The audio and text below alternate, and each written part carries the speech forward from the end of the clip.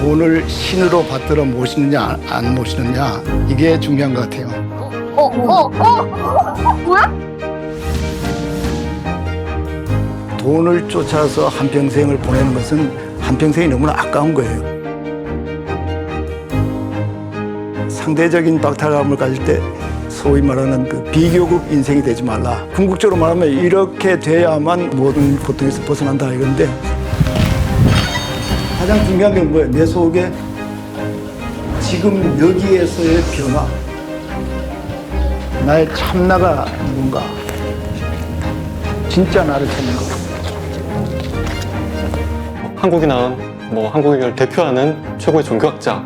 예수는 없다. 예수는 없다를 읽고서 예수는 없다라고 하는 책에서 굉장히 큰 충격을 받았으니까. 편하시지만 사유에는 파격이 있습니다. 기독교가 새롭게 되려면 이런 걸 강조해야 돼요. 내가 그 안에 있고 그가 내 안에 있는 이게 가장 중요한 거예요. 그게 심층종교고 그게 신비주의예요.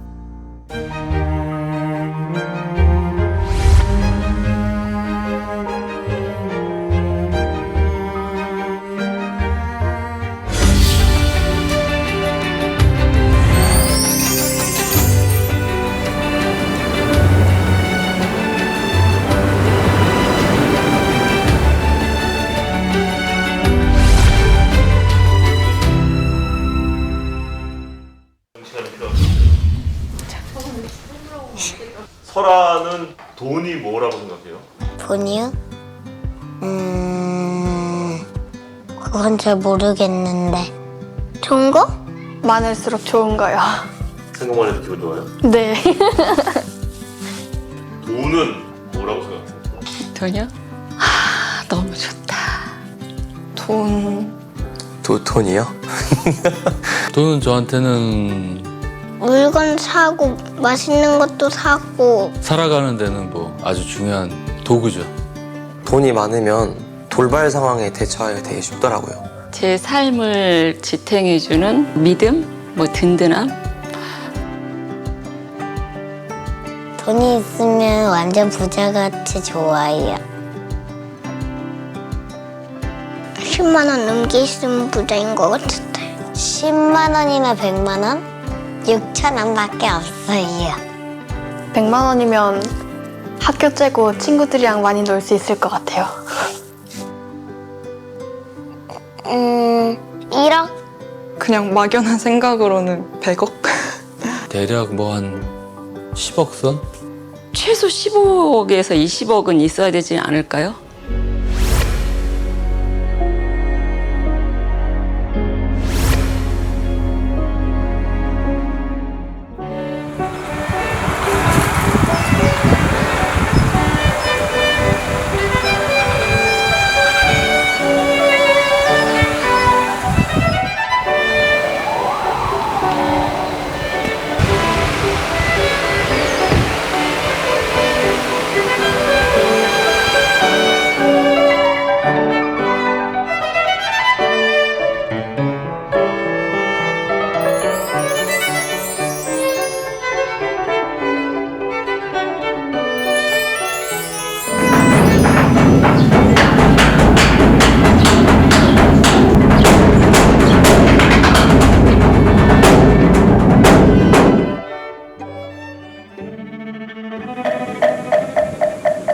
배경으로 이야기하면 제가 기독교 배경에서 자라났죠. 전공을 불교로 하고 불교를 공부하면서 이제 비교 종교학자이기 때문에 힌두교도 공부하고 선불교도 공부하고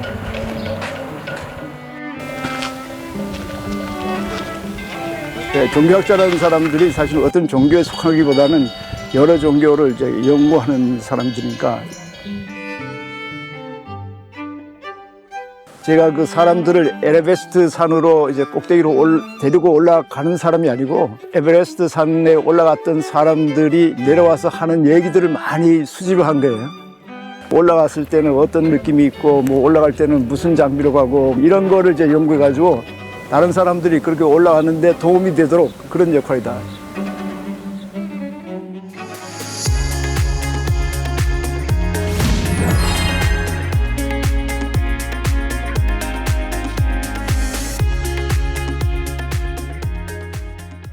안녕하세요. 아이고, 안녕하세요. 반갑습니다. 아이고, 반갑습니다. 다시 예. 뵙게 돼서 반갑습니다. 예. 지금 사람들 그 경제적인 문제 때문에 너무 힘들어하는 것 같아요. 그렇죠. 예. 특히 뭐 돈이 변수다 하는 말이 있듯이 정말 여기저기서 한탄이 터져 나오거든요. 돈 때문에 그 남편을 살해했다. 예. 심지어는 뭐 부모를 살해한 경우도 있다 그래요. 그러니까요. 뭐 이런 얘기를 들을 때마다 참 가슴이 아픈데. 전남 완도에서 실종된 조윤아 양 가족은 상당 기간 생활고를 겪은 걸로 알려졌습니다. 경기도 가평의 한 계곡에서 남편을 살해한 혐의로 수사를 받던 30대 여성과 공범이 결혼 기간 내내 남편에게 돈을 가져오라고 압박했습니다. 근데 왜 그런 선택을 할 수밖에 없었을까요, 교수님? 그 끔찍한 범죄 대부분은 돈에 대해 가지고 있는 오해 때문이라 이렇게 볼 수 있지 않을까 이렇게. 오해. 예. 옛날에는 경제적으로 좀 못해도 사람 취급을 받았지만 요즘은 경제적으로 그 낙후되면 그렇죠. 어느 의미에서는 사람 취급도 못 받잖아요. 우리가 가져야 할 그 태도는 경제제일주의, 경제를 숭배하는, 뭐 경제 앞에서 뭐 무릎 꿇고 뭐 조금만 경제가 좋아지면 막 춤추고 조금만 나빠지면 막 그 슬퍼하고 그런 거 아니고 우리의 삶 자체를 돌아보는 그런 그 해안이 있어야 되지 않을까. 그게 지금 우리가 필요로 하는 그런. 맞아요. 근데 사실은 저나 우리 교수님이나 돈 없이는 살 수 없잖아요. 그렇죠. 그래서 우리 교수님에게 그 돈의 의미는 무엇일까요? 예, 뭐 말씀하신 것처럼 돈은 살아가는데 뭐 절대적으로 필요한 수단이죠. 예. 예수님이 한 말씀 중에 그 유명한 말이 사람이 떡으로만 살 것이 아니고 하나님의 입에서부터 나오는 모든 말씀으로 살 것이다. 이런 얘기를 했는데요. 돈이 중요하다, 빵이 중요하다. 이것은 필요 조건이에요. 아, 필요 조건. 예, 그러나 충분 조건은 되지 못한다. 그렇죠.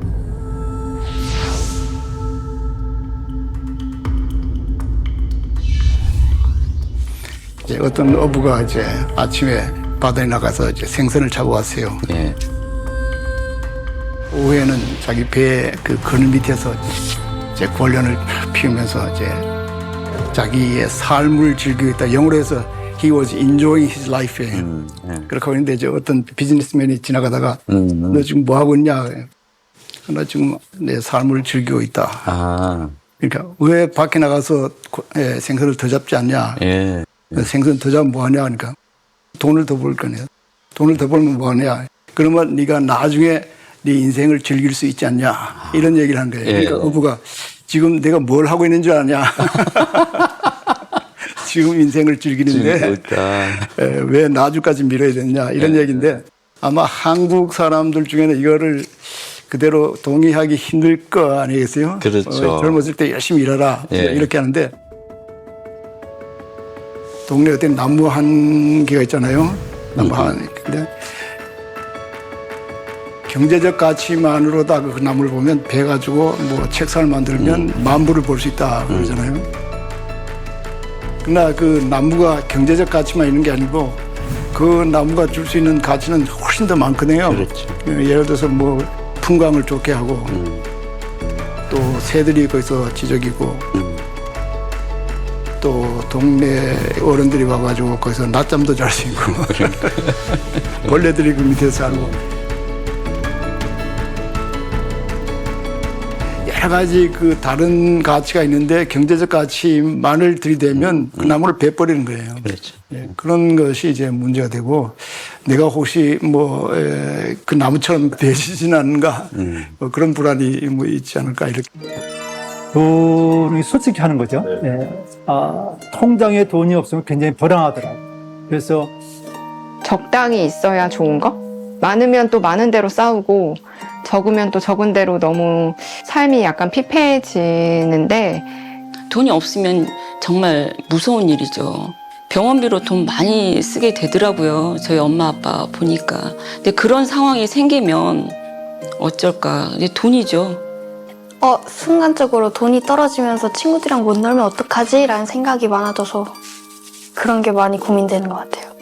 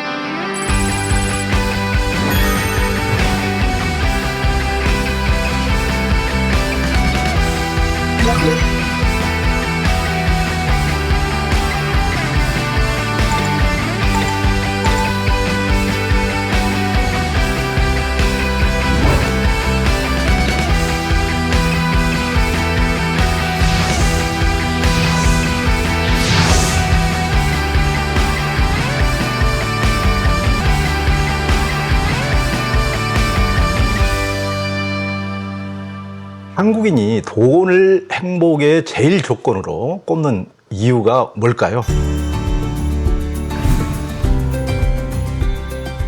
미국에서 그 가장 사랑받는 사상가 중에 토마스 몰턴이라고 있지 않습니까? 그분이 한 말이 뭐냐면 동양은 그동안 너무 물질적으로 가난했기 때문에 그 보상으로다가 물질적인 부에 집착하는 그런 경향이 있는 것이 아닌가 이렇게 진단했고, 서양은 이제 부를 맛보았는데도 그것으로 만족하지 못하고 정신적인 것에 지금 관심을 더 갖게 된다, 뭐 이런 말을 했는데, 이제 한국도 경제 대국이 된 이상 물질만이 아니라 정신적인 것에서도 좀 관심이 증진되지 않을까, 저는 그렇게 생각합니다. 제 생각에는 이제 돈을 이렇게 가장 중요하게 생각하는 이유가 공동체성의 붕괴하고 그게 연관이 있지 않는가, 저는 개인적으로 그렇게 생각합니다. 지금은 전부 다 각계격투로 해야 되니까 어떻게 보면 아파도 믿는 게 돈밖에 없다는 이런 생각이 이제 강렬해지는 거죠. 그렇죠. 지금 우리나라에서 그 가난하다 하는 게 절대 가난보다는 상대적인 가난이에요. 예. 그 상대적인 박탈감. 예. 제가 그 상대적인 박탈감을 가질 때 그 옆을 보지 않는 게 중요해요. 소위 말하는 그 비교급 인생이 되지 말라. 지금은 뭐 SNS나 이런 게 너무 발전해 있어가지고 또 자랑질도 많이 하기 때문에 페이스북이나 카톡이나 인스타그램 통해서 자랑질을 많이 하니까 뭐 모를 수가 없거든요.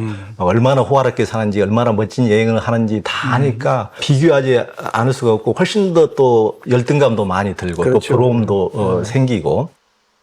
아파트도 고가의 아파트 있잖아요. 그런 데 사는 친구들? 부자들은 흔히 그 사세라고 하잖아요. 그들이 사는 세상. 집도 사고 차도 사고 여행도 많이 다니고. 맨날마다 큰 집 살아가지고 넓어가지고 걸어다녀도 너무 끝이 없는 집이 너무 좋아요. 그러니까 한자로 이제 만족이라는 말도 발목까지 물이 차면은 그걸로 족하다. 아, 그래요? 이제 만족이라는 의미가. 조격 있는데, 조격. 저격이죠. 그 정도면은 뭐 온천에 꼭 가지 않아도 족하다는 말이 만족인데. 아, 그래요.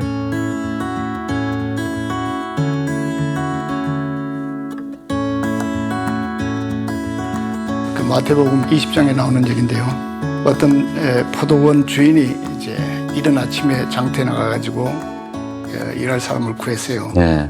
1데나리온을 줄 테니까 일을 하라 그랬어요. 다음에 또 나가가지고 또 사람 구해가지고 또 뭐 심지어는 저녁 5시에도 이제 불러가지고 일을 시키고, 그런 다음에 이제 그 임금을 주는데 늦게 온 사람보다 돈을 줬어요. 그러니까 1데나리온씩. 아침부터 온 사람은 우리가 더 받을 것인데 이렇게 생각하고 기다리고 있는데 1데나리온밖에 안 주는 거예요. 그러니까 주인한테 이제 불평을 하는 거예요. 우리는 아침부터 했고 저 사람은 이제 금방 왔는데 어떻게 돈을 같이 주느냐. 공평하지 않다. 근데 거기에서 문제가 되는 게 뭐냐면 임금이 노동의 대가로만 생각하면 그건 불평하는 게 마땅한 거예요. 그러나 노동이라는 것은 여러 가지 다른 의미가 있거든요. 그러니까 주인의 생각으로 예를 들면 아침부터 일한 사람은 안심하고 일을 하고 있었고, 일을 안 했던 사람은 노심초사 뭐 걱정이 됐을 거 아니에요. 오늘 일을 먹고 하면 뭐 저녁에 다 굶어 죽어야 되는데, 이런 걸 보면 아침에 일했던 사람이 사실 그 불쌍하게 열 거는 이 오후에 온 사람이에요. 그러니까 주인 보고 이 오후에 온 사람들도 좀 돈 좀 더 우리하고 같이 주도록 하십시오. 이렇게 해야 될 텐데 이게 불평하는 게 이게 보통 우리가 하는 일이잖아요. 그건 그렇죠. 우리나라에서도 그 소위 그 정규직 노동자하고 비정규직 노동자들 사이에 이제 뭐 좀 그렇죠. 갈등이 있잖아요. 그러니까 정규적으로 일하는 사람이 비정규적인 사람을 정규적으로 만들면 아이 그거 말이 안 된다 뭐 이런 식으로 하는데, 그 사람들도 같이 살아야 될 대상이잖아요. 그러니까 우리가 포도원 그 주인의 그 심정으로다가 이 나라가 그렇게 돼야 되지 않을까 이런 생각이 들었습니다. 예.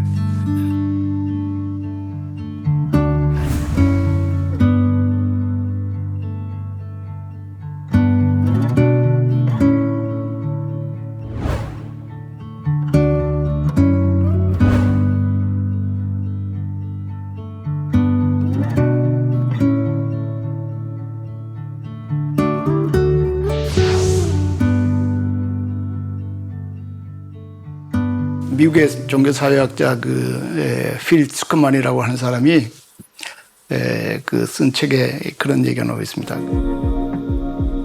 신을 믿지 않는 사회일수록 더 잘 살 수 있게 된다. 이런 얘기예요.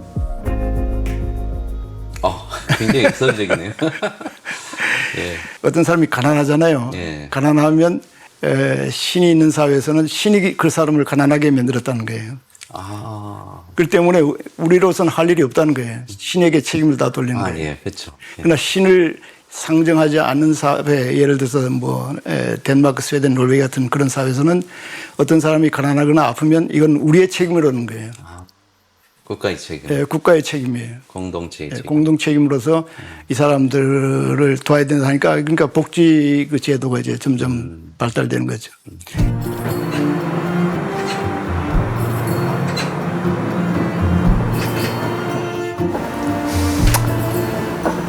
잔이 컵 잔이 주워가지고 연꽃 같네 고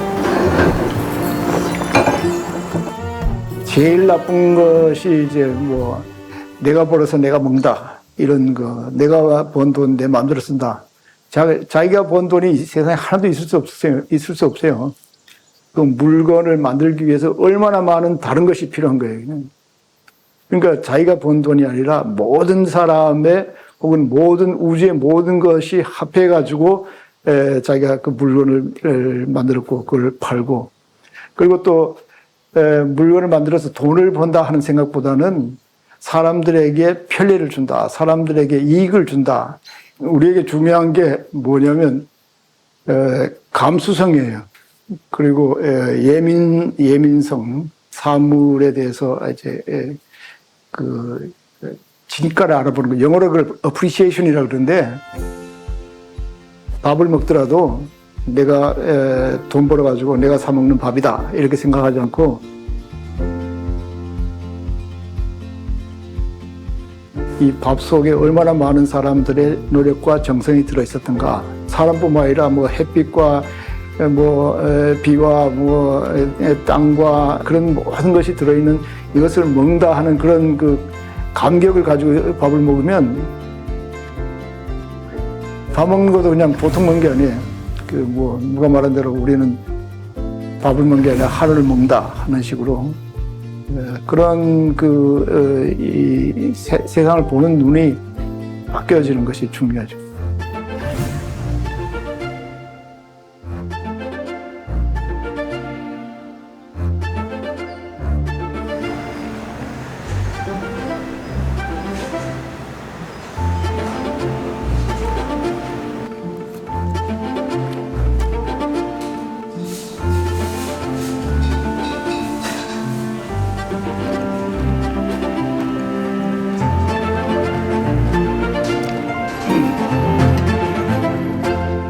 참 돈을 초탈한 분, 예. 강아지 똥의 저자 권정생 선생님 언급하셨는데요. 예. 그분이 저하고 그 초등학교 동창이에요. 아, 그래요?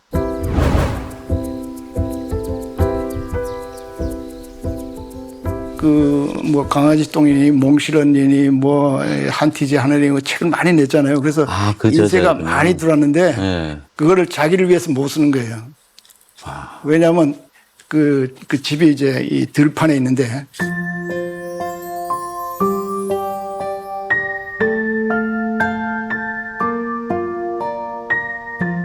여름 내내 땀을 흘리면서 일한 농부가 배추 한 위에 거를 끌고 가서 파는 돈하고 자기 원고지 몇 장 쓴 거하고 이거 갖다는 게 이게 도저히 말이 양심상 받을 수가 없다는 거예요. 그렇게 하고 이제 유언에다가 뭐를 썼냐면, 이 돈은 주로 동화를 썼잖아요. 그러니까 어린이들을 위해서 어린이 때문에 번 돈이니까 어린이를 위해서 써라. 특히 북한에 있는 어린이들, 그리고 아프리카에 있는 어린이들에게 돈이 남으면 그렇게 쓰라. 그렇게 하고 돌아가셨어요.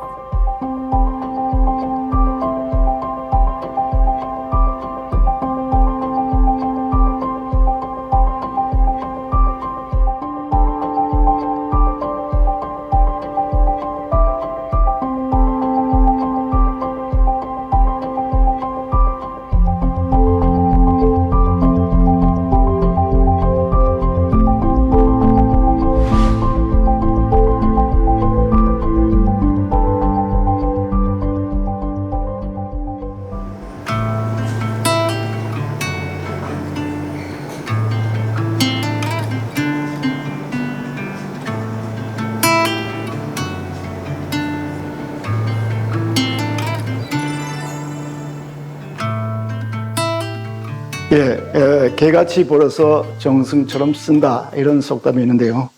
수단 방법을 가리지 않고 뭐 불의한 방법으로 돈을 벌어가지고 나는 이제 정승처럼 써야겠다 해가지고 뭐 불의한 수단으로 번 그것을 합리화하시고 정당화하는 그런 경우도 있을 수 있어요. 저는 그런 거는 뭐 정승처럼 썼지만은 개처럼 엉터리로 불이하게 본 거는 그건 좋지 않다. 기왕이면 정승같이 벌어서 정승같이 쓰는 게 제일 좋은 거 같아요. 정승같이 가면 정승처럼 돈을 못 벌 거래요 아마.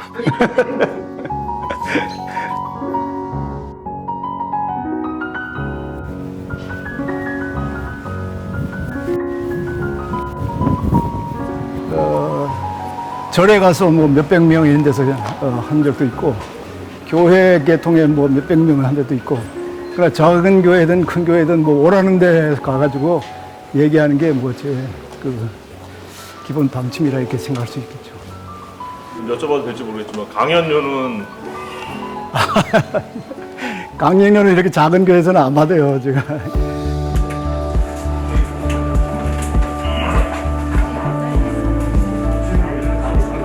어떤 교황한테 교황님 기도하면서 담배 피우면 됩니까?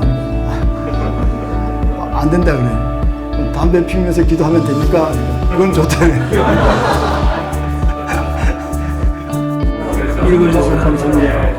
고맙습니다. 네, 제가 감사할게요.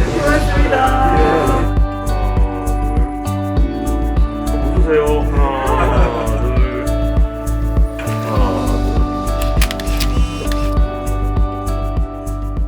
둘, 이 돈은 일종의 거울과 같은 게 아닌가라는 생각이 듭니다. 그러니까 자신의 마음의 상태가 어떻든 간에 그 마음의 상태를 가장 잘 포착해서 이렇게 보여주는 대상, 자존감의 측면에서나 자기 정체성의 측면에서 그 근본적인 결핍감을 가지고 있으면 아무리 많은 돈도 그걸 이제 그 결핍감을 채워줄 수 없잖아요. 그래서 돈은 그냥 이렇게 흐르게 했으면 좋겠어요. 그걸 흐르게 했을 경우에 다른 사람한테는 더 많은 어떤 가능성들을 열어주는 것이라서 계속 흐르게 해야 되지 않을까.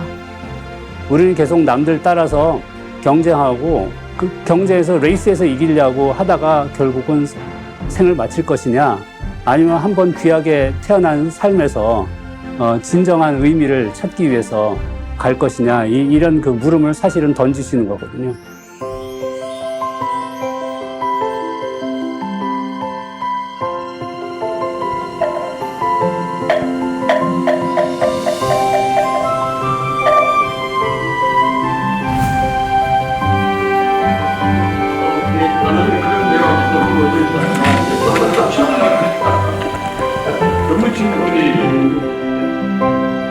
돈을 쫓아서 한평생을 보내는 것은 한평생이 너무나 아까운 거예요.